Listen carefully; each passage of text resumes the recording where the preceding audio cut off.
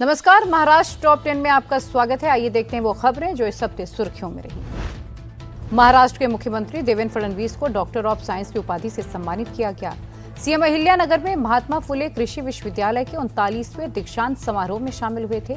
उन्होंने कहा कि टेक्नोलॉजी और एआई के जरिए कृषि में बड़ा बदलाव लाया जा सकता है। इससे लागत को 25% कम और उत्पादन को 50% तक बढ़ाया जा सकता है। उन्होंने बताया कि एग्रीस्टैक इनिशिएटिव के तहत 1,30,00,000 किसानों को डिजिटल पहचान दी गई है। आपल्या वातावरणाच्या बदलामुळे जे काही आपल्या सीझनमध्ये चेंजेस आलेले आहेत त्याचाही परिणाम हा उत्पादकतेवर मोठ्या प्रमाणात होतो आणि म्हणूनच आज खऱ्या अर्थानं कृषी क्षेत्रामध्ये सर्वाधिक तंत्रज्ञानाची आवश्यकता आहे।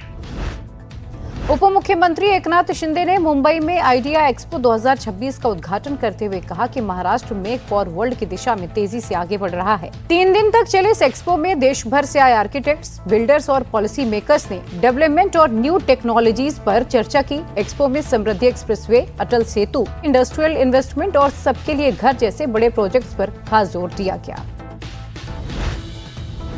सीएम देवेंद्र फडणवीस ने पुणे में मेट्रो विस्तार का ऐलान किया। मेट्रो भवन का उद्घाटन करते हुए उन्होंने कहा कि पिंपरी चिंचवड और पुणे महानगर क्षेत्र को जोड़ते हुए करीब 200 किलोमीटर का मेट्रो नेटवर्क विकसित किया जाएगा। इस वक्त पुणे में 33 किलोमीटर के रूट पर मेट्रो दौड़ रही है। मौके पर मौजूद डिप्टी सीएम सुनेत्रा पवार ने कहा कि मेट्रो भवन सिर्फ एक प्रशासनिक मुख्यालय नहीं बल्कि आधुनिक पुणे की प्रगति का भी प्रतीक है। या मेट्रो भवनाचे आणखी एक वैशिष्ट्य म्हणजे इथं तंत्रज्ञान, कार्यक्षमता आणि पर्यावरणाचा सुंदर संगम साधण्यात आलेला आहे। या इमारतीमध्ये ओपन गार्डन, लँडस्केप टेरेस, अनुभव केंद्र, 312 आसन क्षमतेचं सभागृह, बॅकअप ऑपरेशन कंट्रोल सेंटर आणि अत्याधुनिक तांत्रिक कक्ष उभारण्यात आलेले आहेत। महाराष्ट्र में एलपीजी की कोई किल्लत नहीं है। फडणवीस सरकार ने लोगों से अफवाहों से बचने की सलाह दी है। कहा कि गैस सिलेंडर की सप्लाई बनाए रखने के लिए कंट्रोल रूम और जिला स्तर की कमेटियों का गठन किया गया है। सरकार के मुताबिक इस महीने पिछले 6 महीनों के मुकाबले ज्यादा सिलेंडर उपलब्ध हैं और उत्पादन बढ़ाकर करीब 11,000 मीट्रिक टन प्रतिदिन किया गया है।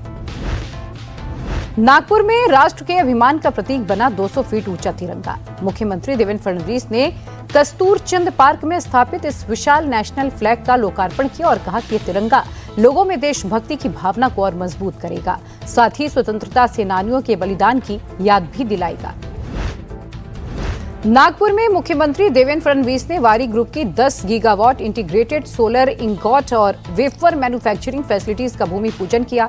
उन्होंने कहा कि दावोस में हुए एमओयू के बाद रिकॉर्ड समय में इस परियोजना की शुरुआत की गई है। उन्होंने बताया कि मुख्यमंत्री सौर कृषि वाहिनी योजना के तहत बड़े स्तर पर सोलर प्रोजेक्ट्स विकसित किए जा रहे हैं, जहां करीब 5,000 मेगावाट की क्षमता के प्रोजेक्ट्स पर काम चल रहा है। महाराष्ट्र के मुख्यमंत्री देवेंद्र फडणवीस ने मुंबई के नायगांव में बीडीडी चौल पुनर्विकास परियोजना के तहत 864 परिवारों को उनके नए घरों की चाबियां सौंपी। इस मौके पर दोनों उप मुख्यमंत्री सुनेत्रा पवार और एकनाथ शिंदे भी मौजूद रहे। परियोजना के तहत 100 साल पुरानी चौलों को मॉडर्न टावर में बदला जा रहा है और 500 वर्ग फुट के आधुनिक फ्लैट दिए जा रहे हैं। मुख्यमंत्री देवेंद्र फडणवीस ने ब्रिटेन के संसदीय डेलीगेशन से मुलाकात की और ब्रिटिश निवेशकों को आमंत्रित करते हुए कहा कि महाराष्ट्र में निवेश के बेहतरीन अवसर उपलब्ध हैं। मुख्यमंत्री ने बताया कि महाराष्ट्र देश में सबसे ज्यादा विदेशी निवेश पाने वाला राज्य है और स्टार्टअप का भी बड़ा केंद्र है। उन्होंने कहा कि राज्य ने $1 ट्रिलियन अर्थव्यवस्था बनने का लक्ष्य रखा है। मुख्यमंत्री देवेंद्र फडणवीस ने आमिर खान और किरण राव के पानी फाउंडेशन के साथ मिलकर राज्य में वाटर कंजर्वेशन के काम में और तेजी लाने के लिए जोर दिया है।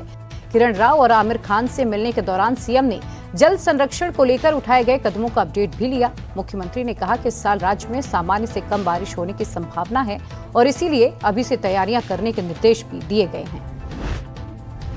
ड्रग्स के खिलाफ सख्त रुख अपनाते हुए महाराष्ट्र सरकार ने जीरो टॉलरेंस नीति लागू करने का फैसला किया है। सीएम देवेंद्र फडणवीस ने विधानसभा में कहा कि ड्रग्स से जुड़े मामलों में अब सिर्फ गिरफ्तारी ही नहीं, आरोपी की संपत्ति भी जब्त की जाएगी। सीएम ने बताया कि नागपुर में ऑपरेशन थंडर के तहत पुलिस ने पिछले 11 महीने में करीब 1,254 किलो ड्रग्स जब्त की है। इस बुलेटिन में इतना ही। हम फिर हाजिर होंगे महाराष्ट्र की नई खबरों के साथ।